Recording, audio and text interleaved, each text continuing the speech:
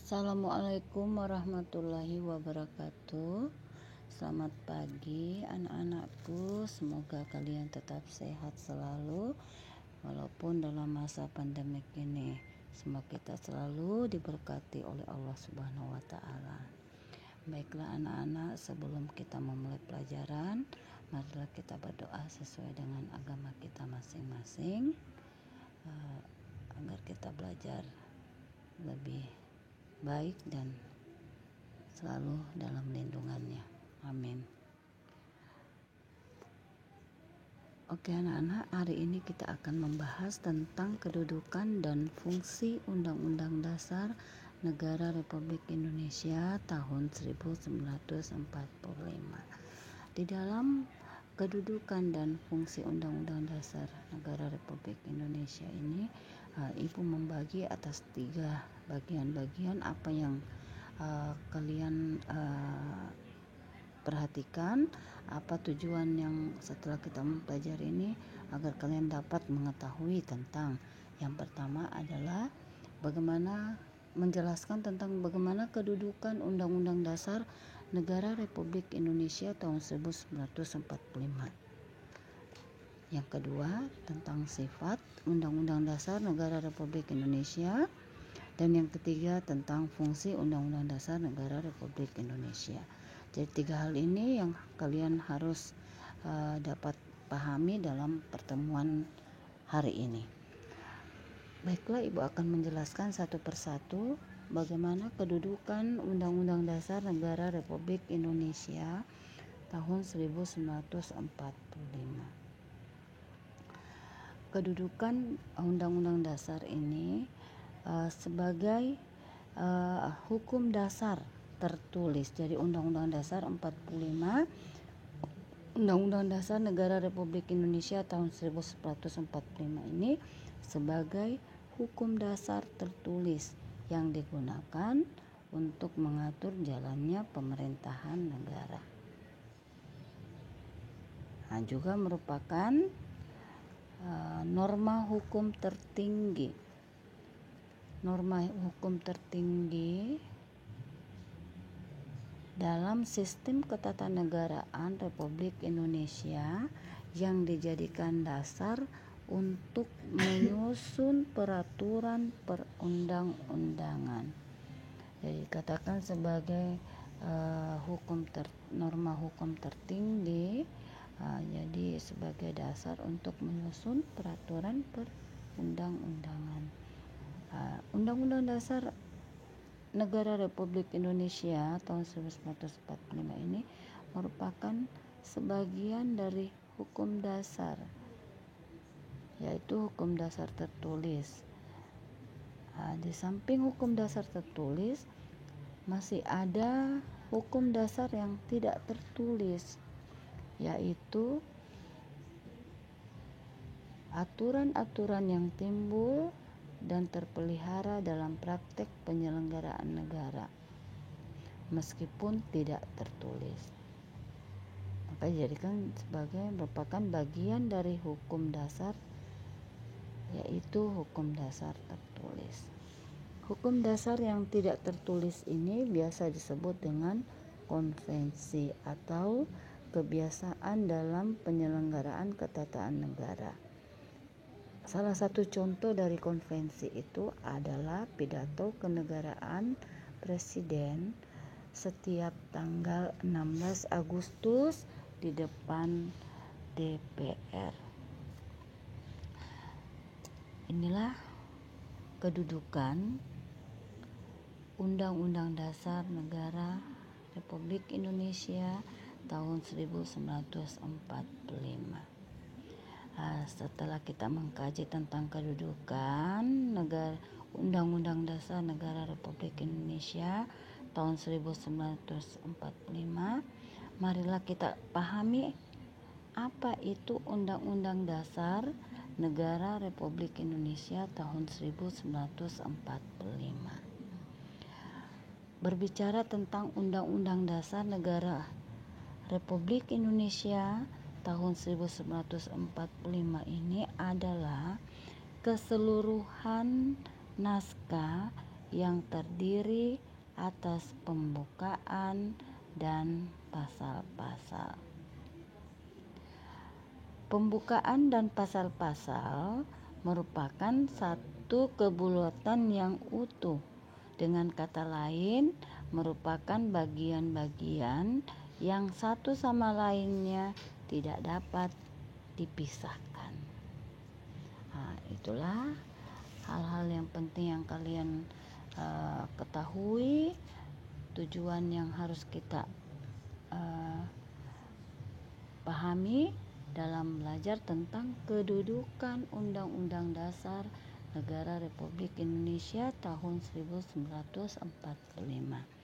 Baiklah, yang hal kedua yang anak-anakku perlu ketahui tentang sifat Undang-Undang Dasar Negara Republik Indonesia tahun 1945.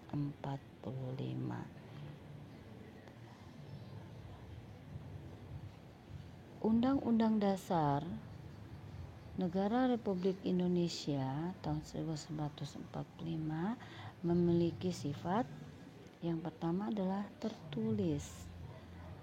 Merupakan rumusan yang jelas, merupakan suatu hukum yang mengikat pemerintah sebagai penyelenggara negara maupun mengikat bagi setiap warga negara.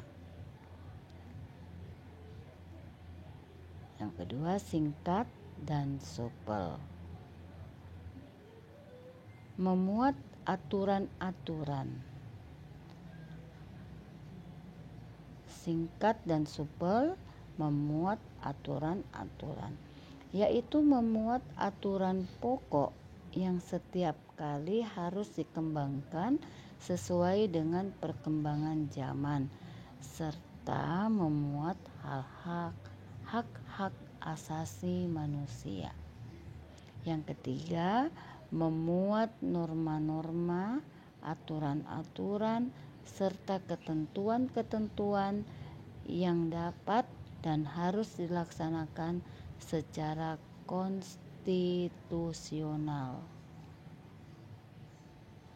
Sifat yang keempat merupakan peraturan hukum positif tertinggi, juga sebagai alat kontrol terhadap peraturan-peraturan perundang-undangan yang lebih rendah dalam hierarki tertib hukum Indonesia.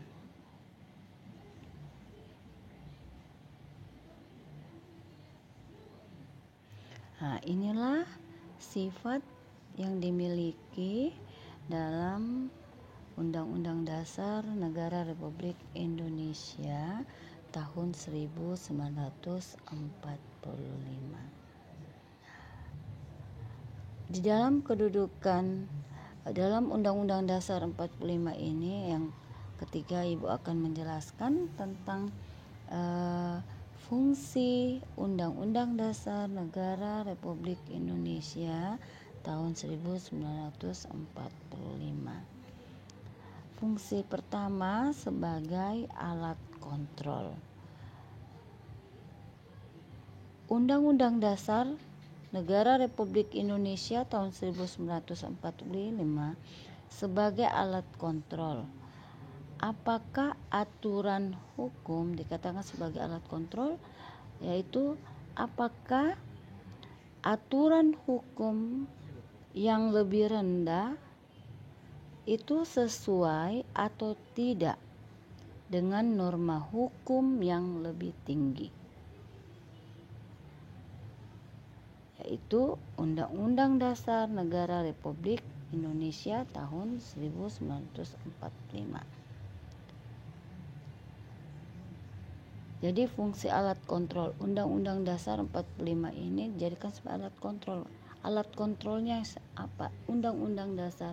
Apakah aturan yang dibawa ini yang lebih rendah dari Undang-Undang Dasar itu sudah sesuai atau tidak dengan norma hukum yang lebih tinggi.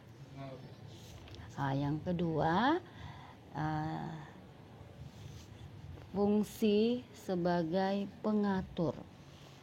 Undang-Undang Dasar Negara Republik Indonesia tahun 1945 juga berperan sebagai pengatur bagaimana kekuasaan negara disusun, dibagi, dan dilaksanakan. Yang ketiga, sebagai penentu. Undang-Undang Dasar Negara Republik Indonesia tahun 1945 juga berfungsi sebagai penentu hak dan kewajiban negara, aparatur negara, dan warga negara. Baik anak-anak, jadi 3 tujuan ini yang diharapkan anak-anakku dapat mengetahui dari kedudukan Undang-Undang Dasar Negara Republik Indonesia tahun 1945, bagaimana sifatnya dan bagaimana fungsi yang dimiliki Undang-Undang Dasar Negara Republik Indonesia tahun 1945. Sebelum Ibu mengakhiri, kalian seperti biasanya mengerjakan LKPD. LKPD di akhir video ini. Sampai jumpa dengan materi minggu depan tentang peraturan perundang-undangan dalam sistem hukum nasional. Sampai jumpa. Assalamualaikum warahmatullahi wabarakatuh. Mohon maaf sebelumnya Ibu memaparkan ini ada kekurangan, ada kesalahan, mohon dimaafkan. Wassalamualaikum warahmatullahi wabarakatuh.